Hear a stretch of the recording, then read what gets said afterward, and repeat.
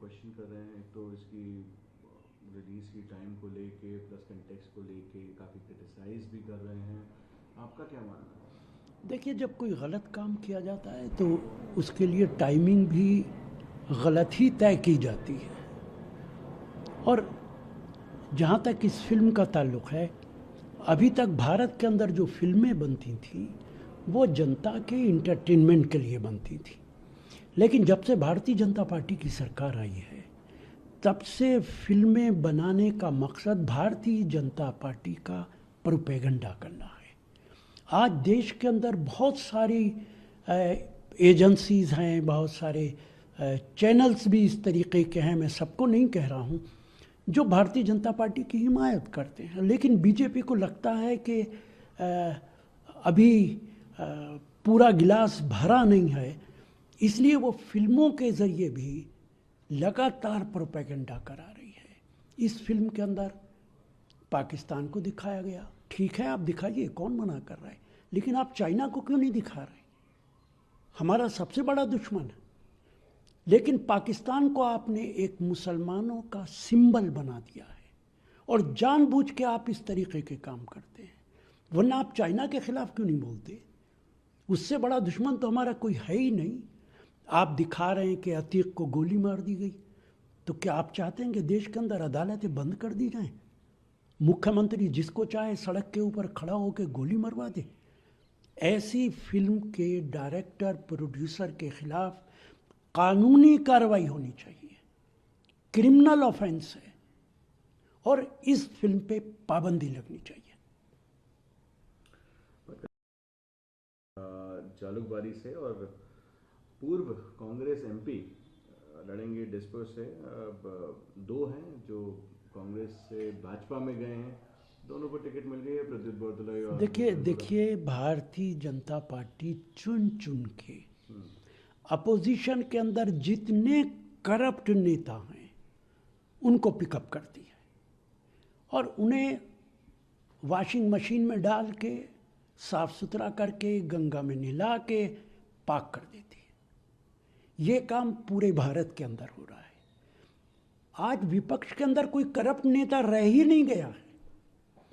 चाहे आसाम के मुख्यमंत्री हों, जिनके बारे में बीजेपी कहती थी कि करप्ट है, चाहे महाराष्ट्र के अंदर डिप्टी चीफ मिनिस्टर हो, बीजेपी के मुख्यमंत्री कहते थे कि चक्की की पीसेंगे जेल के अंदर बैठ के।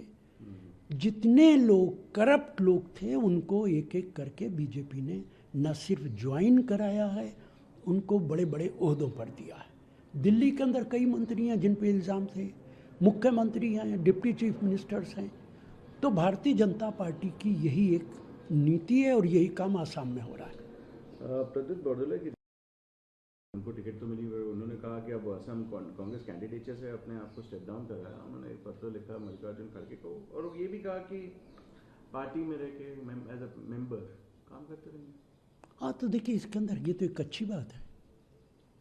अगर कोई आदमी चुनाव नहीं लड़ना चाहता तो और पार्टी के अंदर काम करना चाहता है तो इसको तो अप्रिशिएट करना चाहिए। बात कर लेते हैं अनंत सिंह की।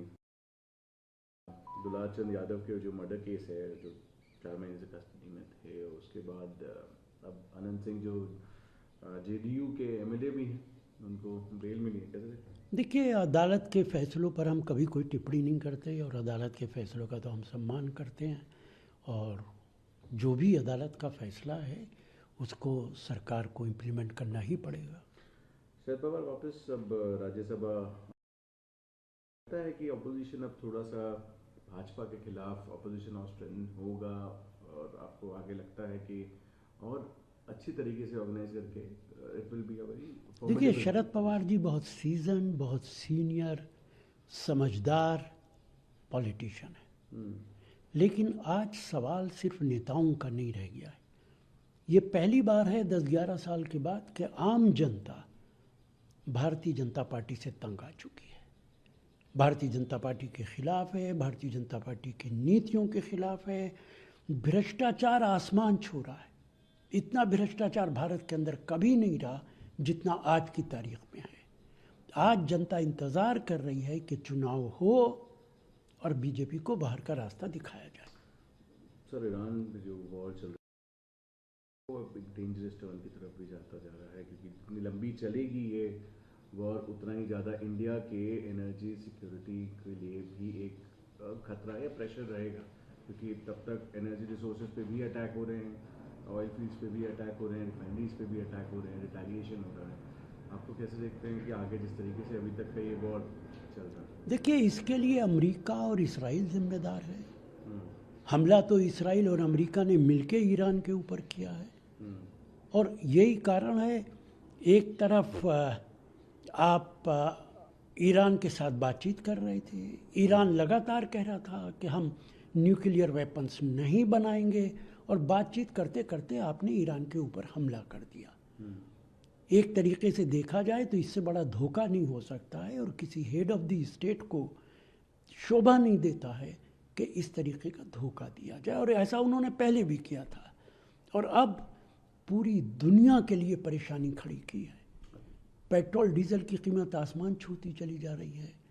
इसके लिए अमेरिका और इसराइल दोनों जिम्मेदार हैं।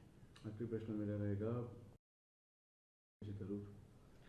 अब उन्होंने कहा है कि जो मोदी गवर्नमेंट का स्ट्रैटेजिक साइलेंस है इस कॉन्फ्लिक्ट को लेके, वो एक मॉरल ग्रैंड स्टैंडिंग के खिलाफ ये बोला है कि ये हमारे नेशनल इंटरेस्ट को प्रोटेक्ट करता है, और जिससे कम्युनिकेशन के जो चैनल्स हैं वो ओपन रहें।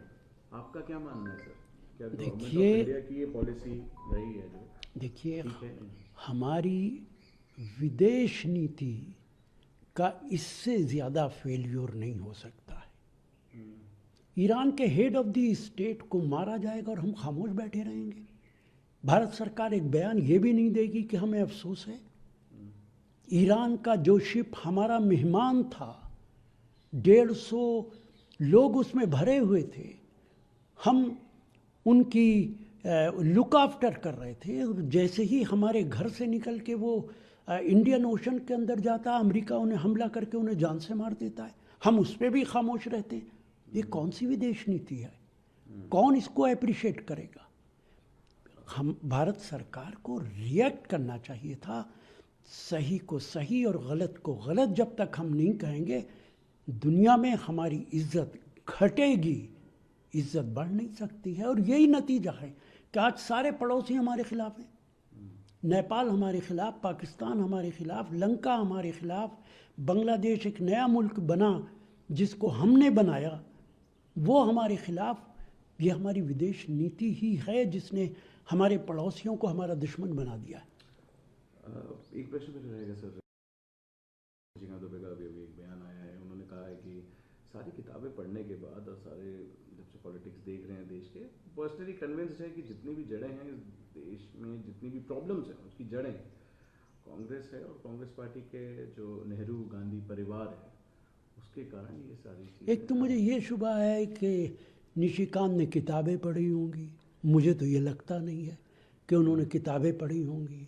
और दूसरी बात यह है कि कांग्रेस जड़ हो कि ना हो, लेकिन जिस भारतीय जनता पार्टी ने उन जैसे एमपी पैदा कर दिए, साध्वी प्रज्ञा जैसे नेता पैदा कर दिए, उस पर क्या कहेंगे? उससे ज़्यादा तो बड़ी जड़ किसी ने आज तक पैदा ही नहीं की है।